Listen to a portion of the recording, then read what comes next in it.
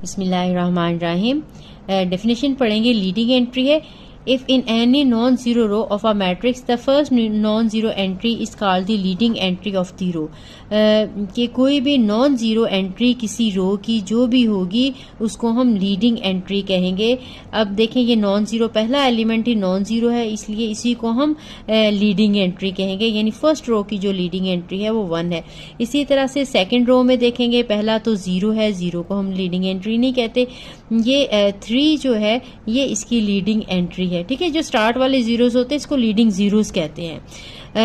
Second row की leading entry 3 है। इसी तरह से थर्ड रो में आएंगे तो नॉन ज़ीरो नंबर जो है पहला वो 1 आता है, तो थर्ड रो की जो लीडिंग एंट्री है वो 1 है। जो फोर्थ रो है इसमें सारे के सारे ज़ीरो हैं, इसमें लीडिंग एंट्री मौजूद नहीं है, ठीक। एशेलन फॉर्म पढ़ेंगे इसकी, इसमें हम लीडिंग एंट्री की बात करेंगे, इसलिए इसकी पहले डेफिनेशन पढ़ना ज़रूरी थी।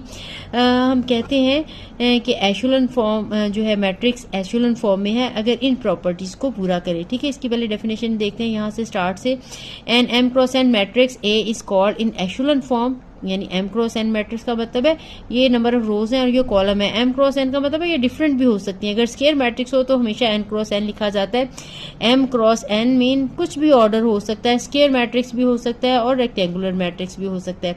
अगर किसी भी मैट्रिक्स में ये 3 प्रॉपर्टीज जो अभी हम पढ़ने लगे हैं ये मौजूद होंगी तो फिर कहेंगे ये जो मैट्रिक्स है ये एशेलन फॉर्म में है। सपोज इस मैट्रिक्स की हम बात करेंगे, साथ साथ इसके मैं आपको बताती जाऊंगी। फर्स्ट प्रॉपर्टी क्या है? The number of zeros before the leading entry is greater than the number of zeros in the preceding row. हर अगली रो में, इसका मतलब है जीरो की तादाद पहले से ज्यादा होनी चाहिए।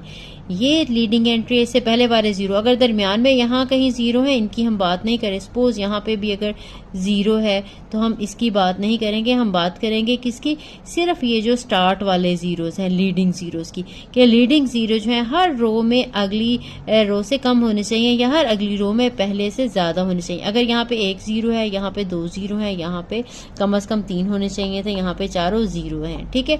इस तरह से यहाँ पे भी देखें इसमें कोई जीरो नहीं है, यहाँ पे 2 है, यहाँ पे 3 है, तो पहली कंडीशन इन दोनों के ऊपर पूरी आ रही है। इसके बाद सेकंड कंडीशन क्या है? Every non zero row in a precede every zero row if any. If any का मतलब जरूरी नहीं जीरो रो कहेंगे जिसकी सारी एंट्रीज जीरो हैं। जैसे इसमें जीरो रो है, इसमें जीरो नहीं है। अगर किसी में जीरो रो है तो वो हर नॉन जीरो रो के बाद में होनी चाहिए, यानी ये कह लें कि एंड पे जो अगर जीरो रो किसी में मौजूद है तो वो एंड पे होनी चाहिए। एक भी जीरो रो हो सकती है, एक से ज्यादा भी हो सकती है।